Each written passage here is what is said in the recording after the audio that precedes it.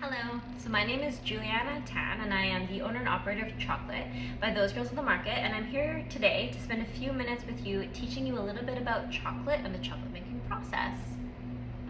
So I don't know who knows this, but chocolate actually comes from the seeds of a fruit. This fruit is called Theobroma cacao, and it grows around the world within 20 degrees north and south of the equator. And the fruit itself can be opened, and it has a white flesh, which is an edible fruit.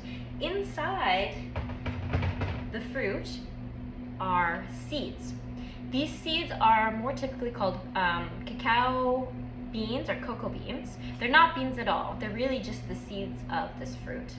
Now, the seeds of the fruit do not taste anything like what we think of as chocolate until they go through a fermentation process.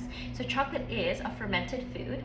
These beans are typically fermented for up to 5 to 7 days, and that is where all of that chocolatey flavor develops. Typically the next stage is roasting, cracking and winnowing. The beans typically go through a roasting process, which helps further develop the chocolate flavor. They're then cracked or crushed, and because it's a seed, it has some natural crevices on the inside that would naturally, if it was planted, would unfurl into a plant. So when there's pressure applied, it will crack naturally along crevices, and then they become cocoa nibs or cacao nibs. These can be found mostly in health food stores. You might find them in the health food section of the grocery store or the health food store. A lot of people use these in baking. You can add them to yogurt, but they're in health food stores because they're extremely nutrient dense, and so people usually incorporate cocoa nibs into their diet to increase their consumption of antioxidants. Chocolate's very rich in antioxidants, as well as minerals like magnesium and zinc, which is good for our immune system, and all sorts of other things that are healthy for our bodies, but also for our brains. And so chocolate is associated with Valentine's Day, and one of the reasons is because it releases chemicals in our brain. One of them is called phenylethylamine, which is a chemical that's released in our brain when you have a crush on someone or you're falling in love.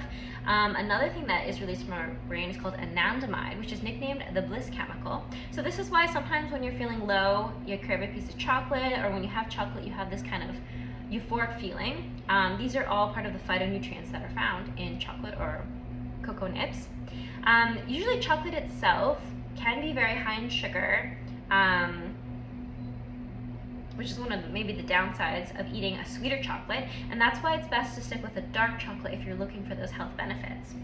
So how does this become actual chocolate? The next phase is it will be stone ground.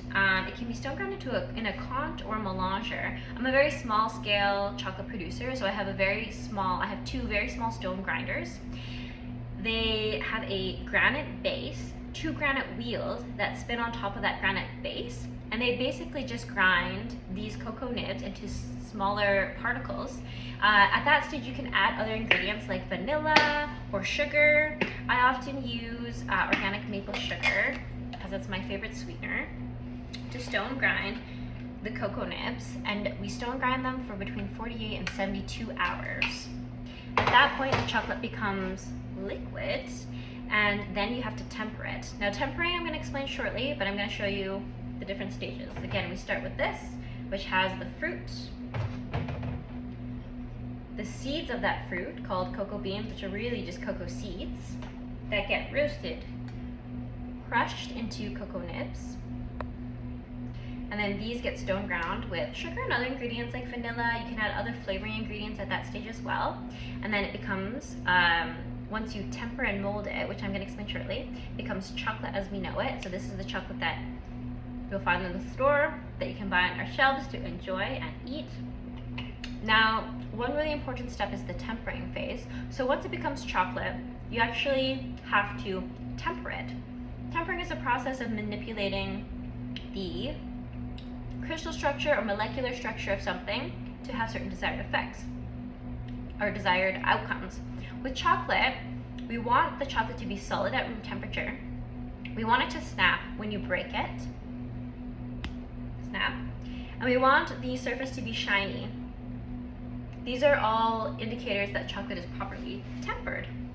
If you don't temper the chocolate, it can be very melty at room temperature. It also will have a very odd texture in your mouth.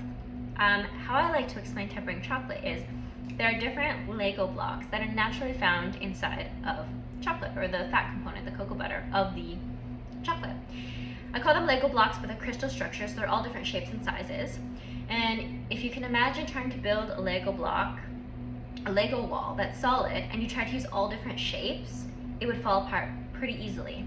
What you would want to build your wall out of is very flat, straight Lego blocks, and you want to stack them on top of each other, and that will create a really strong, solid wall. It's the same with the different crystal structures in chocolate.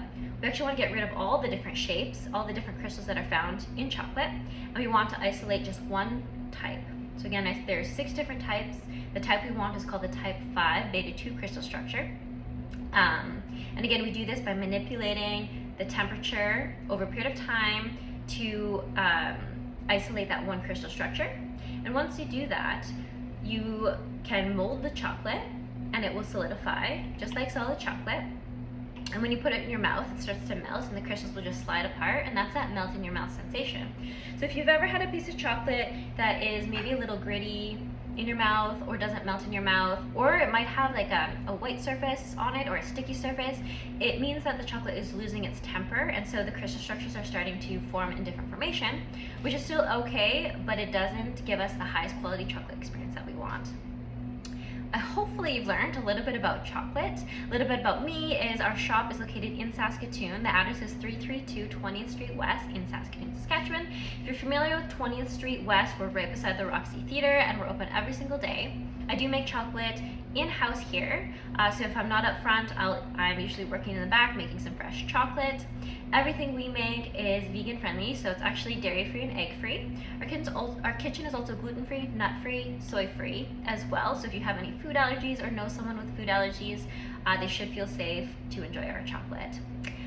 Hopefully, I've been able to teach you some things about chocolate. If you do have any questions, I'm always happy to answer them and talk more about chocolate.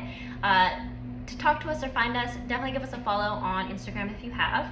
Our Instagram tag is @thosegirlsatthemarket, all one word, and we're located inside a little market store called the Little Market Box, and on Instagram that is @the_Little_Market_Box.